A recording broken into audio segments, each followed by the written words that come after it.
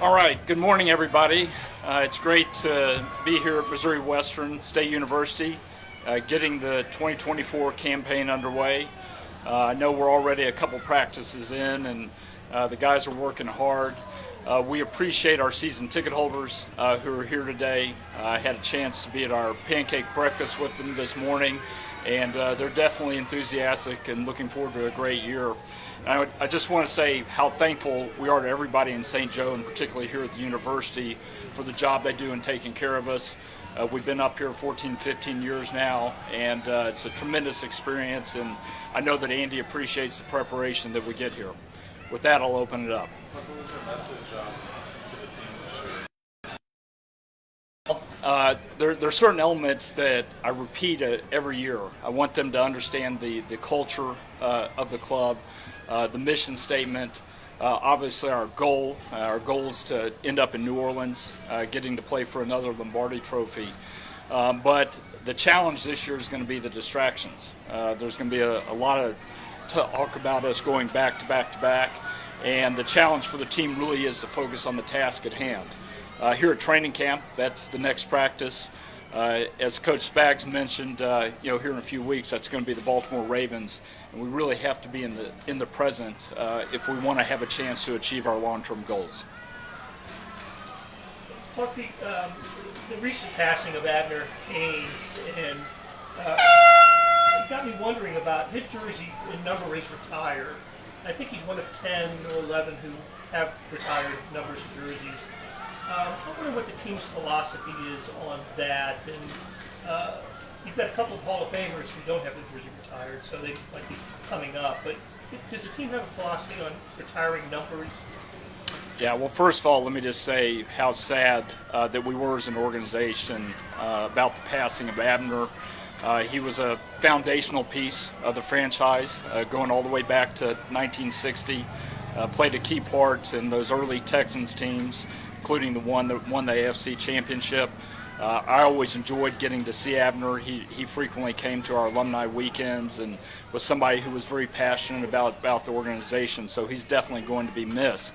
You're right, we do have 10 jerseys that have been retired, and with the exception of Derek Thomas, all of those players were players from the 60s who really helped lay the foundation for the success of the franchise. As we've gone along over the years, we needed to be more judicious in retiring jerseys, just from a practical standpoint of having enough numbers available, particularly for training camp where you've got 90, 91 players. It certainly doesn't mean that we won't ever retire another jersey, but it's something we're going to really think about it and approach from a bigger perspective. Well, we got the update from Mark a couple days ago just about the stadium and obviously the future. Just, I guess from your standpoint, how much have you considered the idea of logically and logistically of having the franchise play in a different stadium, that stadium in Kansas? Yeah, well, at this point, that's premature. We do have 6.5 years left on our lease at Arrowhead, and GHA Field at Arrowhead is a special place, and it's special for our fans, and it's special for the players and coaches. But we do have to look to the future, and we do need a solution starting in 2031, which I know that Mark mentioned. We're glad to have some options. We really appreciate what the Kansas legislature did in passing the upgrade to the Star Bond bill that potentially would give us an opportunity to look at a stadium over there. And we're going to work very hard over the coming months and years to come up with a solution that makes sense for the organization, for the team, but also one that makes sense for the community.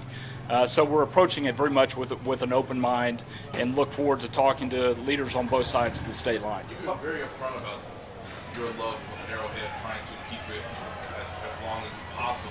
Do you feel like you and the organization need to do something else to ensure that you get that extra 25 years? If you do get another chance to present it to Jackson County or get Jackson County to have maybe a more stronger argument for keeping the stadium, do you feel like you or the organization need to do anything different? Well, part of our evaluation over the next several months and coming years will be looking at whether we're better off in a renovated building or in a new stadium. And that new stadium could be on the Missouri side as well. It doesn't have to be on the Kansas side. I had a bunch of season ticket holders come up to me today to share how special Arrowhead is with them, and we know that, but we do have to look to the future, and potentially having a new building, whether it's on the Missouri or Kansas side, may make the most sense. For a long time, you were consistent in saying that your preferred outcome was a renovated Arrowhead. Do you still feel that way? Is that your desired outcome? We're really approaching it with an open mind, and we don't have a desired outcome. We just have to find a solution that works for the community and something that works for the club. Is there any way that whenever a vote fails, there's speculation and there's been some national punditry about the interest that maybe the Chiefs would have outside of Kansas City? Would you have, can you see any scenario where you would consider an option outside Kansas City Metro? Yeah. Well, we have a special connection with the community and with the Chiefs Kingdom, and our focus is very much on finding a solution here in the metropolitan area. Have you looked at There's that 6 month, Mark Donovan had mentioned about kind of 6 months or something. The deadline, are you kind of putting the deadline at 6 months too, or is it something where you're more open-minded with? Yeah, I think what Mark was trying to communicate is the urgency, and we definitely feel like this is an urgent issue that we've got to find a solution for in the near term. And I would agree with Mark that we would like to make some significant progress over the next 6 months.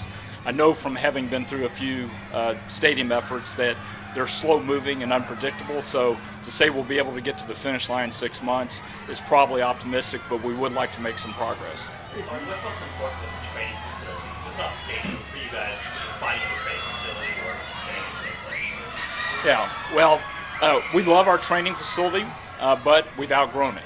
And it's hard to believe, 15, 16 years after it was built, that we've outgrown it. But every NFL team has grown in terms of the number of people, number of players, number of coaches.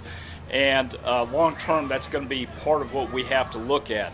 It would either be a major renovation of our existing training facility or the construction of a new training facility that would help us accommodate not only the size of the organization now, but also where we're likely to grow over the next couple of decades.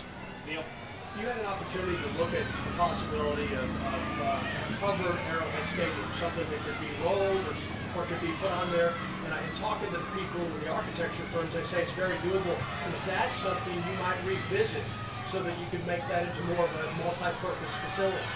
Yeah, well, I would say all options are on the table. And as you know, that was something that we considered 20 years ago when we were working on the renovations that took place starting in 2006.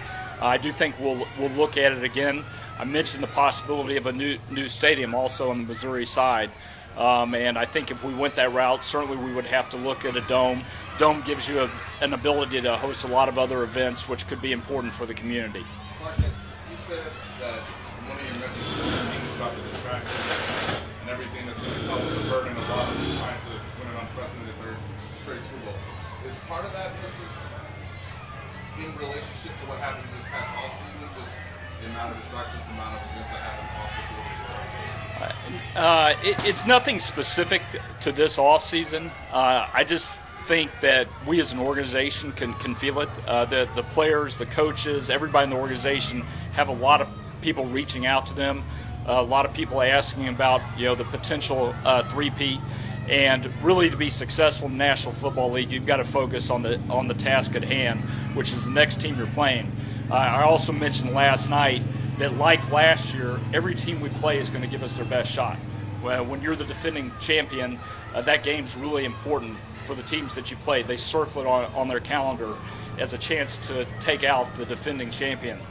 So it was really more just geared towards managing the distractions during the season, focusing on task at hand, making sure you're present each day and give your very best. We're going to go Dennis and then Sam. We'll come back to you. One second. Go ahead.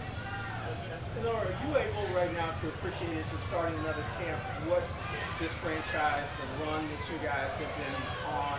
And I know you don't want to look too far down the road, but are you able to really sit back and appreciate what's happening?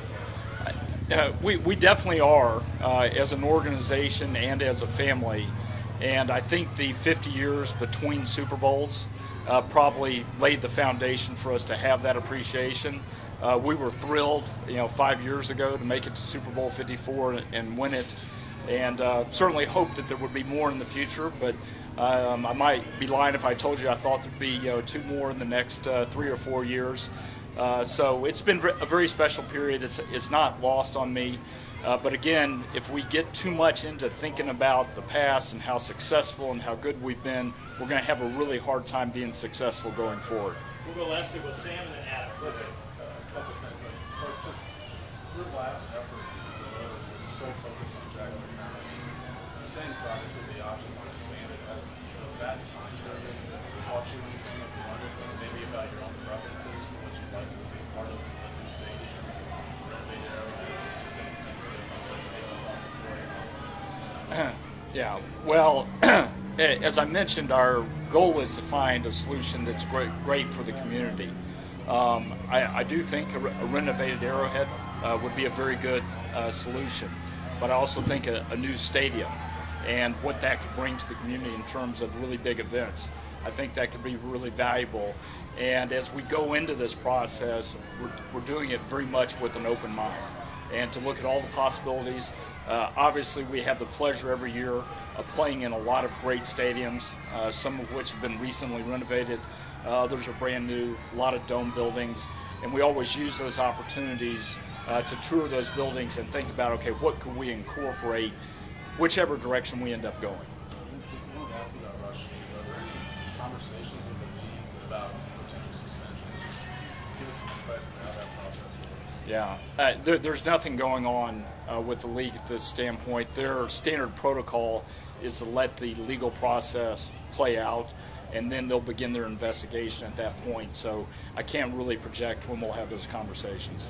Last one, Adam. Mark, the physical preparations of Arrowhead for the World Cup, has that started yet, and what's the schedule there? Yeah, so we started that process right after this past football season. We did some things that I would describe more as infrastructure that we'll need to support the field. We're in the design phase on what we'll have to ultimately do to the bowl to accommodate the larger soccer field. That construction process will start immediately after the football season next year. It'll go throughout the off season, and then we'll pick it up in the winter, spring of 2026 to complete what needs to be done. So what the fans will notice for this upcoming season is basically the same stadium as last year. Yeah, there will be no difference to the stadium from a fan's perspective this year. And our goal as we go through this process is for our fans for Chiefs games to not notice what we've done to the stadium. That's a big part of our effort to make sure that the experience isn't lost for our season ticket holders. Okay, thanks guys. Thank you.